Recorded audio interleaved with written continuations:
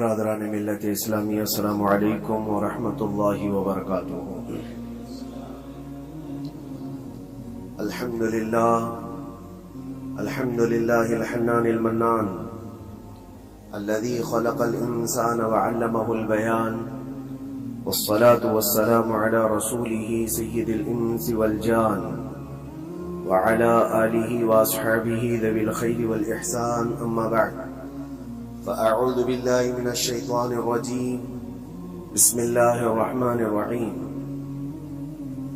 إن الله لا يغير ما بقوم حتى يغيروا ما بأنفسهم، وإذا أراد الله بقوم سوءا فلا مرد له، صدق الله مولانا العظيم۔ بارگاہ رسالت میں آپ صلی اللہ علیہ وسلم میں درود پاک کا ہدیہ پیش کریں۔ اللهم صل على سيدنا محمد معدن الجود والكرم وآله وأصحابه الكرام وابنه الكريم، وبارك وسلم صلاة دائمة سرمدا أبدا۔ حالات زمانہ کے اعتبار سے اور ہماری حالتوں کے اعتبار سے ایک بہت ہی عمدہ شعر ہے جو بالکل صادق آتا ہے۔ قوت فکر و عمل پہلے فنا ہوتی ہے، قوت فکر و عمل پہلے فنا ہوتی ہے جب کسی قوم کی شوکت پہ زوال آتا ہے۔ یوں ہی کوئی قوم نہیں مرتی، کسی قوم کے اوپر زوال آتا ہے تو سب سے پہلے اس قوم کے اندر سوچنے سمجھنے کی صلاحیت ختم ہو چکی ہوتی ہے، تب جا کر کے زوال آتا ہے۔ آج اس شعر کو میں پڑھتا ہوں تو محسوس ہوتا ہے کہ ہماری قوم پر یہ شعر صادق آتا ہے۔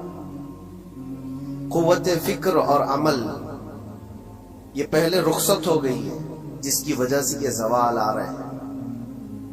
لوگ اب حادثوں پر بیٹھ کر کے چرچا کرتے ہیں، حادثہ ہونے سے پہلے جو فکر ہونی چاہیے وہ مفقود ہے۔ گھر جلنے کے بعد پھر میٹنگ کرنے کا مطلب کیا ہے؟ اس سے سیفٹی کے لیے پہلے سے انتظامات ہوں تو اس کو لائق و فائق اور دانش مندی سمجھا جائے گا۔ آج کی وہی حالات ہے میرے عزیزوں۔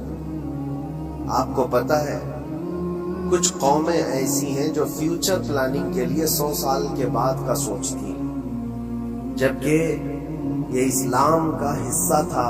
نبی کونین صلی اللہ علیہ وسلم نے 1400 سال بعد ہونے والی چیزوں کی پیشین گوئی فرمائی کہ نہیں فرمائی؟ اللہ کے نبی صلی اللہ علیہ وسلم نے 1000 سال بعد پیدا ہونے والی چیزوں کو پہلے سے بتایا تھا کہ یہ ساری چیزیں نبی آخر الزمان صلی اللہ علیہ وسلم نے جو بتایا، مطلب یہی تھا کہ اس وقت کے لوگوں کو ضرورت تو نہیں تھی ان حالات کی، پھر بھی حضور ان کو بتا رہے تھے، صحابہ کو۔ آج جو چیزیں پیدا ہونے والی ہیں وہ رسول پاک کو پتا تھا، 1000 سال بعد ہونے والی چیزیں، لیکن اس وقت کے صحابہ کو یہ باتیں کیوں بتائی جا رہی تھی؟ ان کے حالات تو اس وقت کے نہیں تھے ویسے۔ اس کے باوجود نبی پاک صلی اللہ علیہ وسلم نے ان کو 1000 سال بعد ہونے والی چیزوں کی باتیں اس لیے بتائی کہ یہ دین اسلام فیوچر پلاننگ کے لیے کتنا ایکٹیو ہے، یہ سمجھو۔ آگے کے لیے اس لیے بتایا گیا کہ صحابہ اپنی اولاد کو اور وہ اپنی اولاد کو یہ بات منتقل کرتے جائیں اور آنے والے حادثوں سے پہلے سے ذہن پریپیئر رہے، تیار رہے۔ دجال کے فتنے کا ذکر کتنی مرتبہ حدیث پاک میں آیا۔ امت کو نبی پاک صلی اللہ علیہ وسلم نے یوں ہی نہیں چھوڑ دیا۔ دجال کا فتنہ آئے گا، یاجوج ماجوج کا فتنہ آئے گا، یہ ساری چیزیں بتائی گئی کہ نہیں، ہر مسلمان تقریباً جانتا ہے۔ آخر زمانے میں ایک بہت بڑا فتنہ دجال کی صورت میں ظاہر ہوگا۔ تو یہ باتیں اتنے 100 سالوں سے چل رہی ہیں کہ ذہن تیار ہے اس فتنے کو کہ اگر ایسا فتنہ آیا تو ایمان پر ڈٹے رہنا ہے، جمے رہنا ہے۔ یہ بات ہوتی ہے آگے آنے والے حادثات سے قوم کو باخبر رکھنا۔ آج جو حالات ہیں، جب کبھی کوئی چیز لٹ جائے تو سارے لوگ سڑکوں پر آ جائیں گے، یا پھر کسی نشستگاہ پر بیٹھ کر کے رات بھر میٹنگ کر کے چلے جائیں گے۔ یہ حادثے ہونے کے بعد یہ جو حالات ہیں یہ وہی چیزیں درشا رہی ہیں کہ قوت فکر و عمل فنا ہو گئی. قیادت ہمارے ہاں مفقود ہے. کسی ایک قائد کے تحت کوئی ساری قوم آنا نہیں چاہتی. آپ کیا سمجھتے ہیں یہ جو ہمارے ساتھ حالات پیش آ رہے ہیں، کبھی مسجدوں کو لے کر، کبھی خانقاہوں کو لے کر، کبھی بزرگوں کے نام کو لے کر، اب ہمارے وقف کی جائیداد کو لے کر، یہ سارے جو معاملات ہیں یہ اچانک آنے والی چیزیں نہیں ہیں. بھانپ لیا گیا ہے تمہاری پوری طبیعت کو، تمہارے مزاج کو، کہ فکر و عمل کی قوت ان کی ختم ہو چکی ہے. ان کو دو چند چیزوں میں ہی راضی کیا جا سکتا ہے. دنیا یہ سمجھ رہی ہے، جس کی وجہ سے کھلواڑ پر کھلواڑ ہوتے چلے جا رہے ہیں، اور ان کو یہ بھی پتہ ہے کہ یہ کچھ نہ کر سکیں گے. میرے عزیزوں، آپ نا امید اور مایوس نہ ہو کہ ہم سے کچھ نہیں ہوگا. اللہ کریم چاہے تو ایک بندے سے بھی پوری دھرتی پر زلزلہ لا سکتا ہے. اللہ کریم کی ذات پر یقین اور توکل رکھو. سرکار غریب نواز ہندوستان آئے تھے تو بہت بڑی فوج لے کر نہیں آئے تھے، اللہ کی ذات پر بھروسہ کر کے آئے تھے، اور 90 لاکھ لوگوں کے دلوں میں چراغ اسلام جلا دیا تھا. وہ یقین اور توکل کے ساتھ آئے تھے. آج لوگوں کے دلوں کے اندر جو مایوسی اور نا امیدی ڈالی جا رہی ہے کہ کچھ ہوگا نہیں، ابھی کچھ کرنے سے کچھ نہیں ہوگا، یہ نا امیدی اور مایوسی تمہاری طبیعت میں کیوں آئی؟ کیا تمہارا رب تبارک و تعالیٰ کی ذات پر یقین کمزور ہو گیا؟ اگر یہ اس طرح کی بیماری آئی ہے تو پھر بدر پڑھ لینا. جب رسول پاک صلی اللہ علیہ وسلم کے ساتھ وہ صحابہ جا رہے تھے، ان کو اچھی طرح پتا تھا کہ سامنے آنے والی فوج کتنی طاقت لے کر آ رہی ہے. 1000 لوگ آ رہے ہیں، ہاتھی گھوڑے ان کے پاس، ہتھیار اور اسباب ان کے پاس ہیں، کھانے پینے کی مزے کی ساری چیزیں لے کر کے آ رہے تھے مکہ والے. اور ادھر صحابہ ننگے پیر ہیں، 313 کے پاس 4 گھوڑے ہیں، پیدل چلے آ رہے ہیں. چھاؤں لینے کے لیے کوئی جگہ تک نہیں ہے ان کے پاس. ایک کھجور کسی کے پاس ہو تو 10 لوگ اس پر اکتفا کر لیں. فاقے پر فاقہ کرنے والے وہ صحابہ، لیکن انہوں نے یہ نہیں کہا کہ اللہ کے نبی صلی اللہ تعالیٰ علیہ وسلم سے کیا ہمارے پاس اسباب کی کمی ہے، ہتھیار کی کمی ہے؟ کچھ نہیں، ہمارے پاس سواری نہیں ہے. بغیر سواری کے 180 کلومیٹر مدینے سے چل کر کے وہ بدر پہنچے، بدر تک پہنچے تھے. اور اس وقت اپنی ساری محنتیں، اپنی ساری قوتیں انہوں نے زمین پر لا کر رکھ دی. پھر بدر کے میدان میں جب پہنچے تب اللہ کریم کی بارگاہ میں دعا کیا تھا میرے مصطفیٰ نے، اے اللہ اگر اس نہتی قوم کو تو نے فتح نہیں دی تو پھر قیامت تک اس روئے زمین پر سجدہ کرنے والا کوئی نہیں ہوگا. یہ محبوبانہ انداز تھا میرے مصطفیٰ کا. وہ دعا مدینے میں بیٹھ کر کے بھی تو کر سکتے تھے. 180 کلومیٹر دور اتنی مصیبت میں دھوپ میں چل کر کے جانے کی کیا بات تھی؟ ننگے پیر صحابہ گئے ہیں، فاقے پر فاقہ کیے ہوئے. وہ مدینے میں بیٹھ کر دعا کرتے تو کیا رحمت للعالمین کی دعا قبول نہیں ہوتی؟ لیکن مصطفیٰ کریم صلی اللہ علیہ وسلم نے یہ مزاج دیا ہے، پہلے فکر و عمل میدان میں لاؤ پھر دعا کرو، اللہ کی مدد آتی ہے. یہاں ہم بیٹھ کر کے یہیں سے دعا کرتے ہیں، کچھ کرنا نہیں ہے، بدلنا نہیں ہے، اور فکر و عمل کو لانا نہیں ہے، تو پھر صرف یہاں بیٹھ کر کے دعا کرنا. یہ تو میرے عزیزوں عورتوں کو اس سے ذمہ داری دی گئی ہے کہ تم میدان عمل میں آ نہیں سکتی، تم اپنے گھروں سے دعا کرو اپنے بھائیوں کے لیے. لیکن یہ کام تو اب سارے مردوں نے بھی لے لیا ہے. بہرحال قوت فکر و عمل پہلے فنا ہو جاتی ہے جب کسی قوم کی شوکت پہ زوال آتا ہے. آج یہ جو سارے معاملات ہم دیکھ رہے ہیں، اس کی ایک خاص وجہ میں آپ کو بتانا چاہتا ہوں. آج سے تقریباً 8-9 سال پہلے میرا ایک بیان بھی ریکارڈ موجود ہے، کافی دنوں تک وہ چلتا رہا. میری اپنی بات نہیں تھی. سراج الامہ امام غزالی رحمۃ اللہ تعالیٰ انہوں نے لکھا تھا کہ امت پر اگر ایک ایسا وقت آ جائے جب ان کے سامنے ان کے نبی کو گالیاں دی جاتی اور امت کچھ نہ کرے، تو پھر وہ انتظار کرے کہ عنقریب وہ وقت بھی ان کے اوپر آنے والا ہے جب ان کی ماؤں، بیٹیوں اور سب عزتوں کو بازار میں نیلام کیا جائے گا اور یہ کچھ نہیں کر سکے. وہ دن آ جائیں گے. بیسک وجہ وہاں سے شروع ہوئی کہ لوگ اپنے عیش و عشرت میں کچھ کمی نہ کر سکے، بارگاہ مصطفیٰ صلی اللہ علیہ وسلم کی گستاخیاں کھلے عام ہوتی رہی، اور اس پر ہم لوگ جس طرح کے حالات دیکھتے رہے۔ بہت سارے لوگ تو مجھ کو یہ کہتے تھے، مجھ سے یہ کہتے تھے، کیا ضرورت ہے آپ کو بولنے کی، حالات دیکھ نہیں رہے آپ؟ ظالمو، تم کو اگر کوئی چھوٹی سی ماں کی گالی دے دے تو تم بپھر جاتے ہو اور اس کے اوپر آسمان توڑنے کی بات کرتے ہو، اور ہم اپنے نبی پاک صلی اللہ علیہ وسلم سے کروڑوں ماؤں سے زیادہ محبت کرتے ہیں۔ اس رسول پاک صلی اللہ تعالی علیہ وسلم پر کوئی بھونکتا رہے اور اس کا جواب نہ دو، تم یہ کہتے ہو مصلحت ہے، حالات ایسے ہیں، تو پھر اپنا یہ لباس بدل لینا چاہیے، اپنا نام بدل لینا چاہیے۔ پھر اس دائرہ اسلام میں رہ کر کے مطلب کیا ہے؟ اسی لیے اقبال نے 100 سال پہلے ایک مثال دیا تھا، ایمان ہے کیا چیز، اسلام ہے کیا چیز؟ تم کیا سمجھتے ہو داڑھی ٹوپی اور جبے کبے کا نام اسلام ہے؟ اسلام کیا ہے؟ اقبال نے کہا تھا کہ بارگاہ مصطفیٰ صلی اللہ تعالی علیہ وسلم کے قدموں تک اپنے آپ کو پہنچا دو، یہی دین ہے، یہی دین ہے۔ گر بہو نہ رسیدی تمام ابو لہبی، اور اگر تم وہاں تک نہیں پہنچ سکے تو زندگی ابو لہب کی طرح۔ دین یہ ہے، آبرو ماں زنام مصطفیٰ، ہم سب کی عزت و آبرو حضور کے نام سے جڑی ہوئی ہے، ان کے نام سے جڑی ہوئی ہے ہماری عزت و آبرو، اور تم اس نام کی حفاظت نہیں کر سکو گے تو آگے یہ سب چیزیں آنے والی ہیں جو آ رہی ہیں آج۔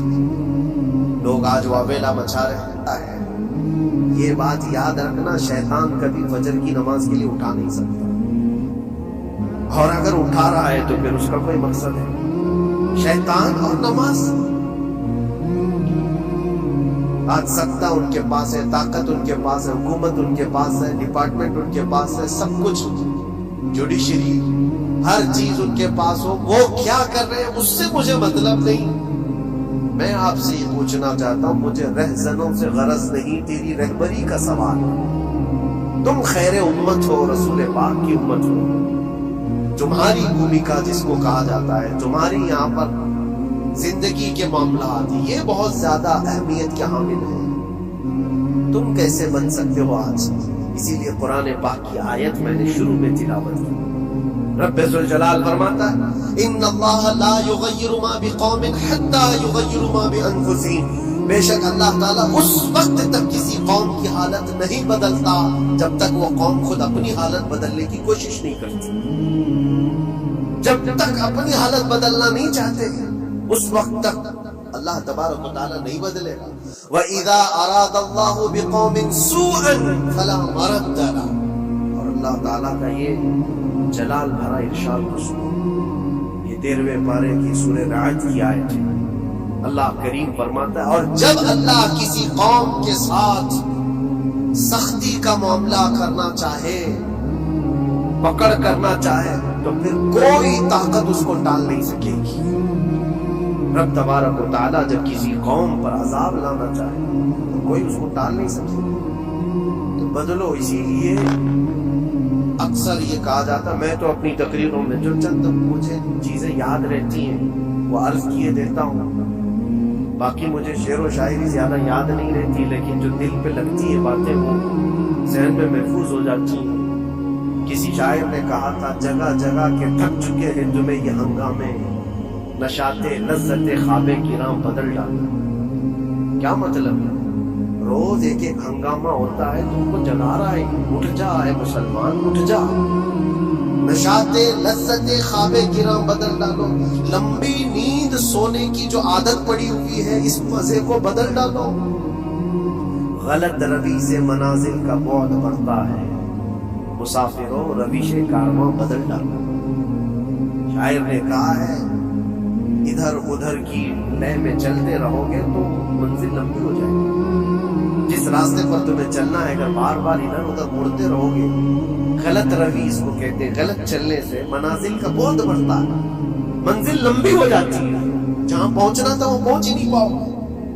اسی لیے شاعر کہتا ہے، مسافروں روش کارواں بدل لو، قافلے کے چلنے کا جو طریقہ ہے اس کو بدل لو تم۔ یہ پوری کی پوری بات ہم پر فٹ ہوتی ہے. چلنے کا انداز بدل ڈالو ہے نوجوان.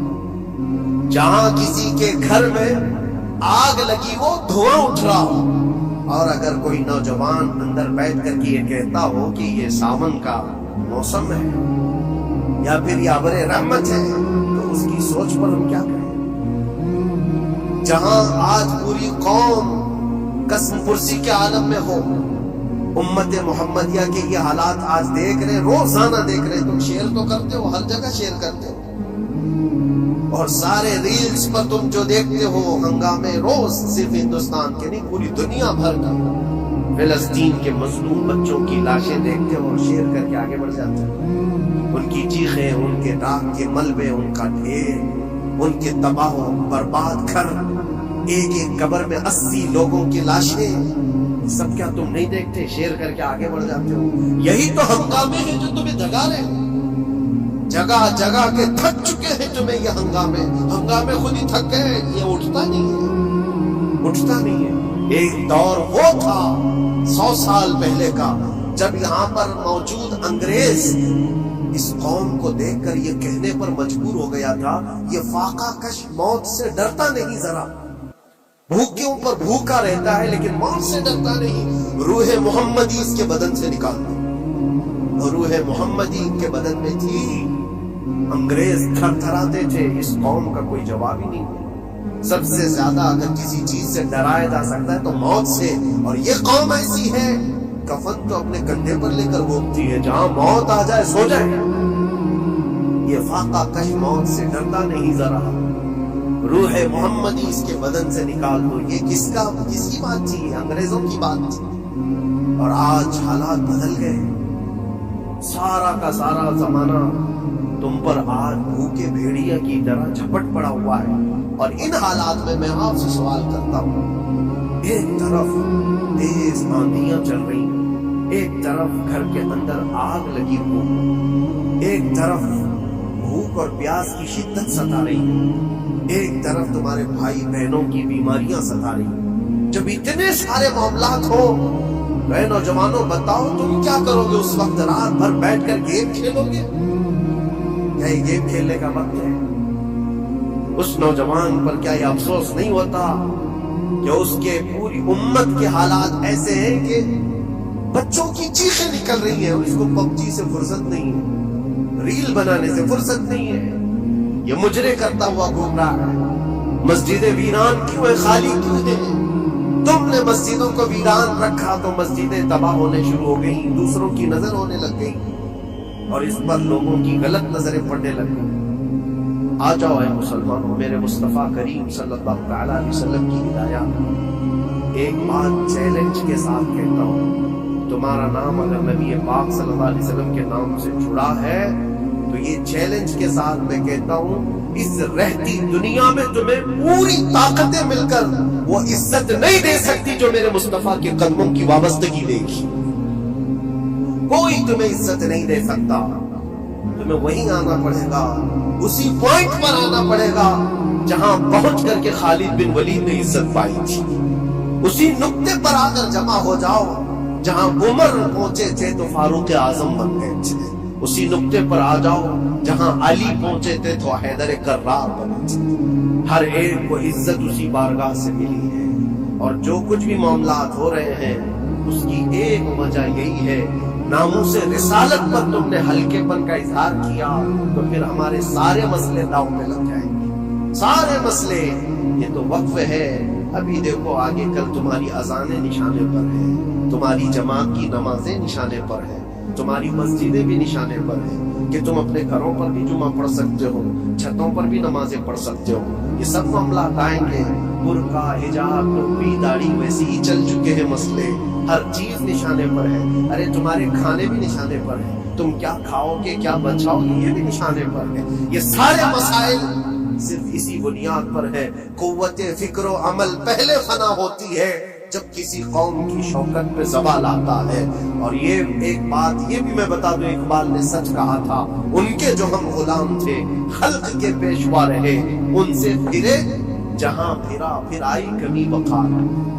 جو کچھ بھی ہوا ہے ہماری عزت و وقار میں کمی کا مسئلہ ان سے پھر جانے کی وجہ سے، نبی پاک سے تم دور ہوئے، یہ عزتوں اور وقاروں میں کمی ہے۔